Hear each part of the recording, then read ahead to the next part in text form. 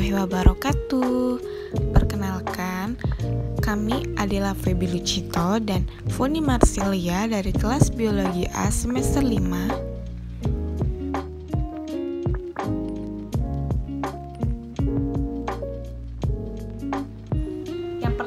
Ada hormon progesteron. Hormon progesteron berpengaruh terhadap siklus menstruasi dan ovulasi saat wanita mengalami ovulasi atau sedang berada di masa subur. Hormon progesteron akan membantu mempersiapkan lapisan dalam rahim yang disebut endometrium untuk menerima sel telur yang telah dibuahi oleh sperma. Selama kehamilan, kadar hormon progesteron dalam tubuh tetap tinggi.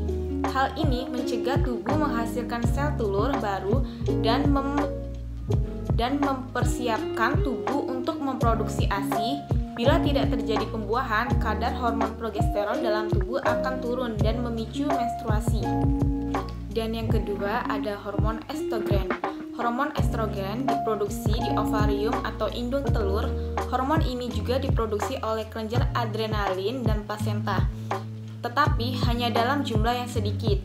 Hormon estrogen berfungsi untuk membantu perkembangan dan perubahan tubuh saat pubertas, termasuk perkembangan fungsi organ seksual dan memastikan proses ovulasi dalam siklus menstruasi bulanan. Dan yang ketiga ada hormon testosteron.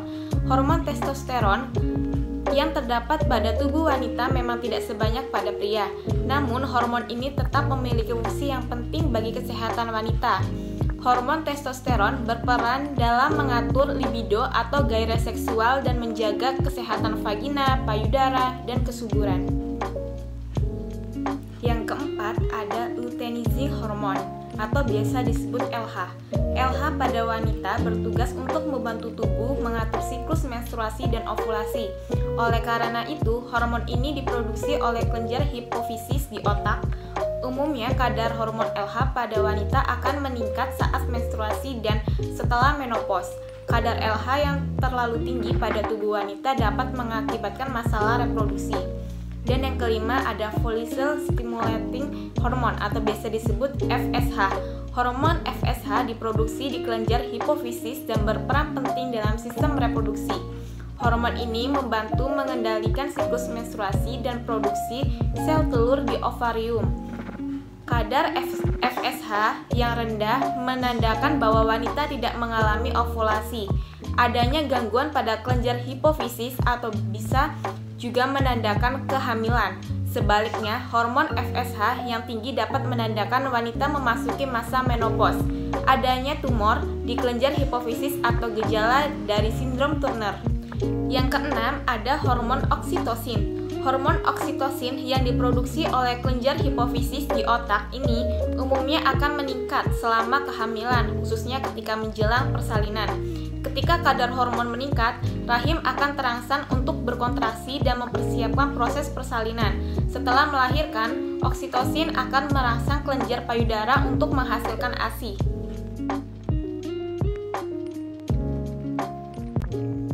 Apa sih pengaruh umum dan pengaruh khusus hormon progesteron dan estrogen?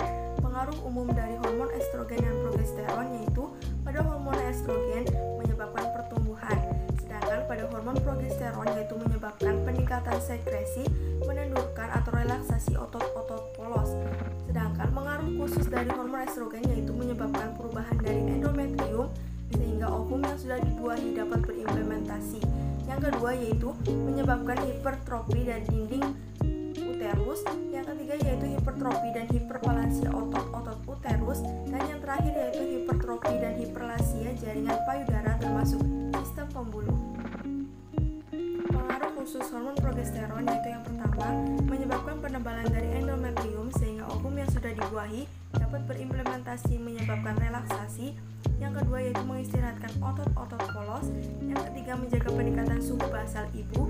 Yang keempat yaitu merangsang perkembangan sistem alveolar payudara. Dan yang terakhir yaitu dengan hormon relaksin melembutkan atau mengendurkan jaringan ikat, ligmen-ligmen dan otot-otot.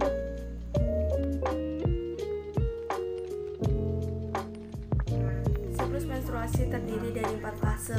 Fase yang pertama yaitu fase menstruasi. Pada fase ini lapisan dinding dalam rahim yang mengandung darah, sel-sel dinding rahim dan lendir atau dikenal dengan endometrium meluruh dan keluar melalui vagina.